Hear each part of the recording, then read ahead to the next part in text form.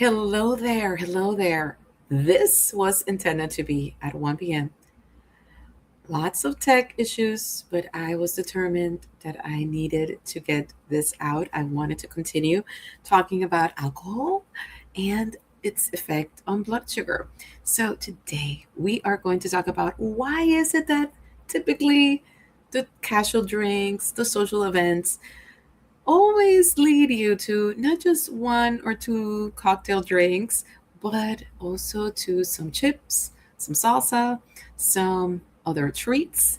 And what is the connection? What is happening in your body? So let's go through it because alcohol does something to cravings and mood and stress and blood sugar, which is the main thing that we have for this month. And it may not be just about willpower. A lot of my clients and a lot of people that follow me that send me messages, they ask about, okay, like, is it that I am weak? And yes, obviously you need to be committed, but there's more than willpower that gets involved when it comes to blood sugar. Now let's continue.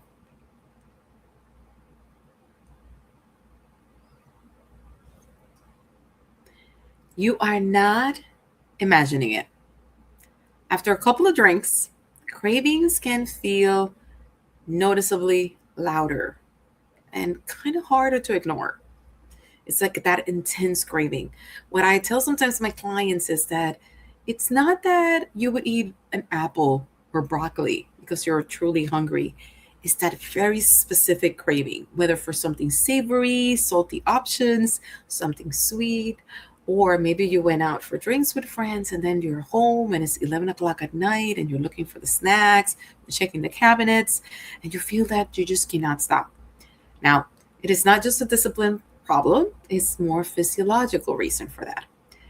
And it has to do with a few things. Now, alcohol can quietly affect multiple systems in the body. And if you didn't watch last week, go watch. I talk a little bit about what happens to your body when you get the alcohol. And it makes it a bit harder to make some choices that you will normally make, right, with this.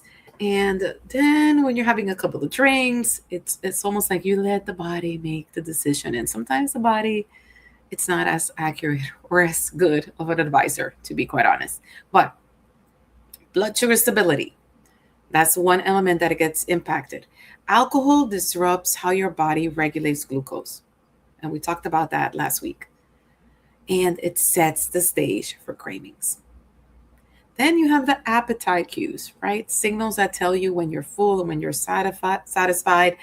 The brain, it cannot read those very well. So it's so very easy to overeat. And then you have the inhibition, right? The brain's pause and reconsider, right? Like the rational part. I am having a couple of drinks. Who cares? And then you end up making decisions that you later kind of regret. And just because of, again, that impact that the alcohol has. And then the stress response, right? Your body's stress and recovery systems, they're also working in the background too. So you see how like all these elements are being impacted. Then after having a couple of alcoholic drinks, this is what happens. You have lowered inhibition, you have stronger cravings. Now your decisions are not as logical, let's call it like that. And then you're thinking about rewarding yourself. You're happy, you're excited, and here you are looking for that goes with happiness or even wanting to feel happy and comforted that we typically find in food. So it's not one thing that makes late night snacking hard. It's all of these things happening, right? When you combine all of this, it's a bit hard for you to have the so called willpower. Now, when blood sugar gets unstable, and I have spoken about that in many of my posts, cravings get louder. And alcohol does interfere with your body's glucose regulation. So when your blood sugar dips, your brain is going to push harder for that quick fix. And guess what that's going to be? Cravings. So if alcohol is paired with sugary drinks, especially, and if you're thinking that I'm going to skip meals because I want to save some calories, or maybe you didn't sleep well the night before, all that combined, it will rebound and it will feel very intense and it will impact your blood sugar. And I have to say, like, alcohol may feel relaxing at first. Like, I used to have that glass of wine every single night until I became aware that that was my mechanism to deal with stress. It was during a time that I was very stressed. But as the evening goes and then the next morning arrives, it's kind of like the opposite kicks in, right? Like sometimes your mood tips a bit, and that calm can flip into like almost a flatness, for a lack of a better word. It's like food without any salt, that has no flavor, no seasoning, that like that flatness. Then you become irritable, right? Every little thing can become bigger and bigger, and then your nervous system is trying to recalibrate. Then you have the stress rebound, right? Like now you're having moods, now you're being irritable, now you're having the stress, and then the cortisol levels elevate, and then you're having all these emotional eating urges, right? So it's that cycle that at times you think about it and it's like, is it really worth it? Now, why is it that next day can feel so off? Why is it, right? Like the hungover. The effects of a night of drinking don't always stop when you go to sleep, right? Like the next day often carries that ripple effect. So you have that disrupted sleep, right? You have the low energy because now you're having all those blood sugar spikes that you experienced the night before. You're having more hunger and craving because your body is trying to catch up. And now you just have cognitive fatigue. The brain is like, I'm just tired, right? I went through so much. I am fatigued. So those are the things that really trigger the fact that the following day you may not feel so well. Now, here's some simple ways that you can embrace to support your body. You don't need a rigid plan. You just need a few small habits that help your body stay more balanced on those nights that you choose to drink. And I gave some tips in my newsletter. So if you're not subscribed, I will say go ahead and do that because I do share every week great tips. Now, one of these tips is eat a balanced meal before drinking. A lot of people try to skip the meals because they want to save the calories. And I'm here to tell you that will backfire on you. So grab that protein, grab the fiber, grab that fat in that meal, make it balanced to slow that alcohol absorption. And don't start drinking already hungry. An empty stomach makes every effect hit faster and harder. And hydrate throughout. You remember that trick that a lot of people would say, like, you have one drink and then have a glass of water? Make sure you stay hydrated so that your body will stay regulated. And pause before reaching for snacks. A moment's delay can help you tell the difference between, okay, is this real hunger or am I just following that craving signal that comes from the alcohol? And if snacks feel impossible to resist after drinking, again, it's not just you.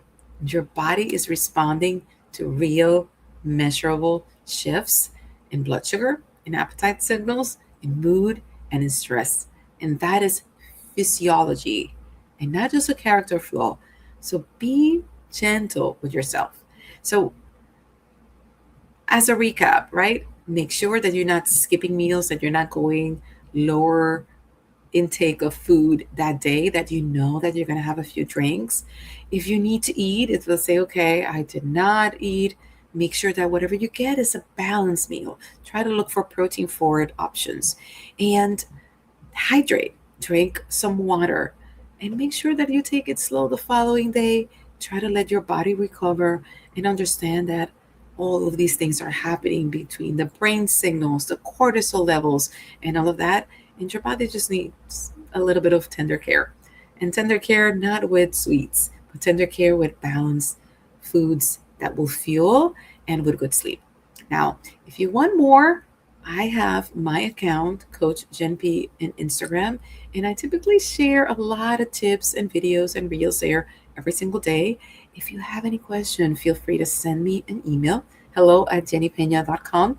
And I have my one-on-one coaching program, the A1C Reset Protocol, but I do have other offerings. So let's talk. And I love to hear from you because what you ask and what you bring forward also helps me serve you and many others that may have the same question, the same challenges that you have. So, thank you so much for joining me. And here is again a quick recap. It's real. Cravings after drinking aren't imagined, it's physiology. Multiple systems are impacted: your blood sugar, your appetite, your decision making, and stress. They're all involved. And the next day matters too. So watch out for sleep, for energy, and your decision making.